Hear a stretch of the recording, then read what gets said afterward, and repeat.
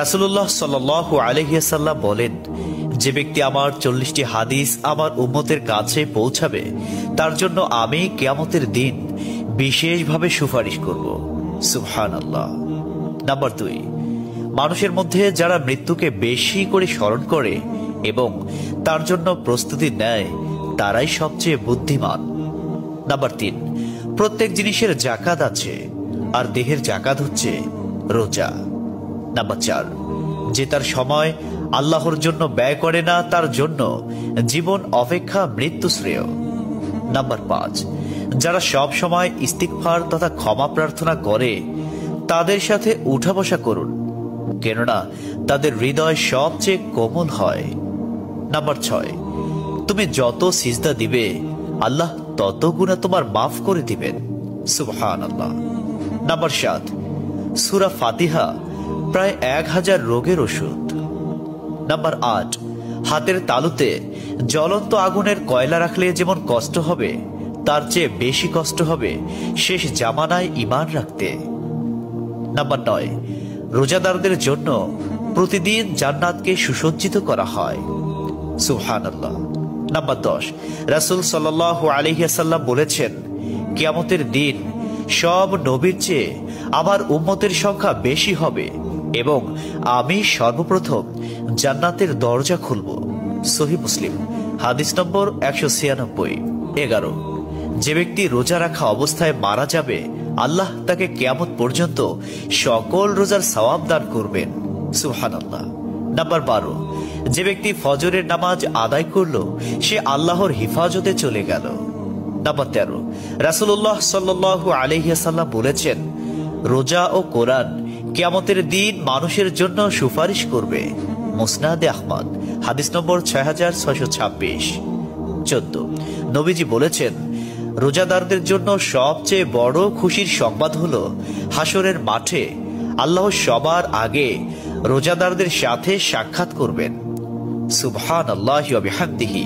15, যখন রমজান আসে তখন জান্নাতের দরজাসমূহ খুলে দেওয়া হয়। 16, রাসূলুল্লাহ সাল্লাল্লাহু আলাইহি ওয়াসাল্লাম বলেন, যখন কোনো বান্দা আল্লাহর দিকে দুটি হাত উঠায় তখন তিনি তা ব্যর্থ বা শূন্য ভাবে ফিরিয়ে দেন না। তিরমিজি, হাদিস নম্বর 502। 17, হযরত মুহাম্মদ সাল্লাল্লাহু আলাইহি ওয়াসাল্লাম বলেছেন, একটি খেজুরের অর্ধেক হলেও দান করে জাহান্নামের শাস্তি হতে নিজেকে হেফাজত করো। সহিহ বুখারী, হাদিস নম্বর 6023। প্রিয় ভাইরা, নাম্বার 18, যদি ভালো হতে চাও তবে সর্বপ্রথম মিথ্যা বলা ছেড়ে দাও। 19, তুমি যখন রাস্তা দিয়ে যাও তখন আল্লাহর নামে জিকির করো, কারণ হাসরের দিন ওই রাস্তা তোমার নামে সাক্ষ্য দিবে। 20, তোমরা সব সময় উযু করো, কারণ কিয়ামতের দিন যারা উযুকারী তাদের হাত পা উজ্জ্বল থাকবে। সুবহানাল্লাহি ওয়া বিহামদিহি। 21, যার দুঃখ বেশি তার প্রতি আল্লাহর রহমতও বেশি। 22, যখনই নামাজে দাঁড়াবেন জীবনের শেষ নামাজ মনে করবেন। 23, যে মহিলা গর্ভাবস্থায় 1 খতম কোরআন পাঠ করবে তার গর্ভের ওই সন্তান একজন নেককার বান্দা হিসেবে দুনিয়াতে আগমন করবে। সুবহানাল্লাহ। 24, চুপ থাকার কারণে মানুষের যেই মর্যাদা হাসিল হয় তা 60 বছর নফল ইবাদত হতে উত্তম।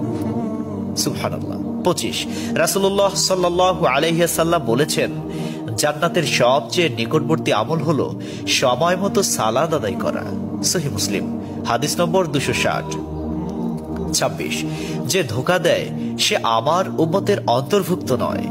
27, তুমি জানো তুমি সঠিক তবুও তর্ক করো না, তর্কে জড়াইও না।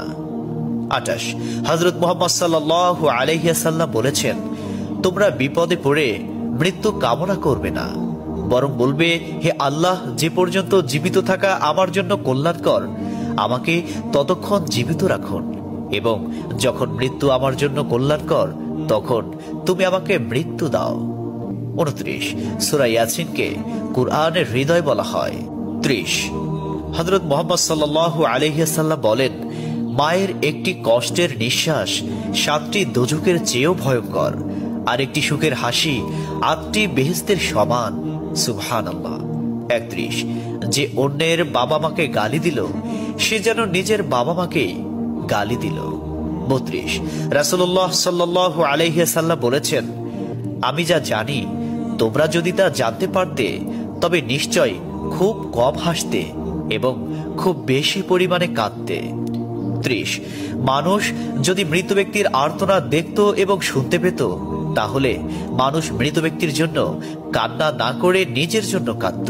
34 মহানবী সাল্লাল্লাহু আলাইহি ওয়াসাল্লাম বলেছেন, সূরা ফাতিহা তোমরা ধীরে ধীরে পাঠ করো, কারণ মহান আল্লাহ নিজে তার জবাব দেন।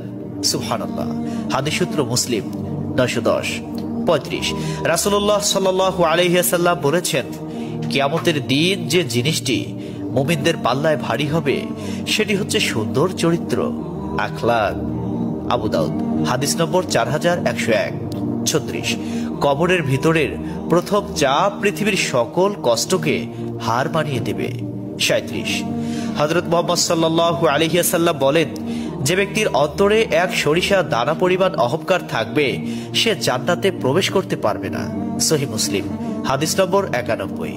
38 কিয়ামতের দিন ওই ব্যক্তির জন্য সুপারিশ করা হবে যে প্রচুর শীত উপেক্ষা করেও ফজরের নামাজ আদায় করল। 39 নিশ্চয় মহান আল্লাহ নম্র, তিনি নম্রতাকে পছন্দ করেন।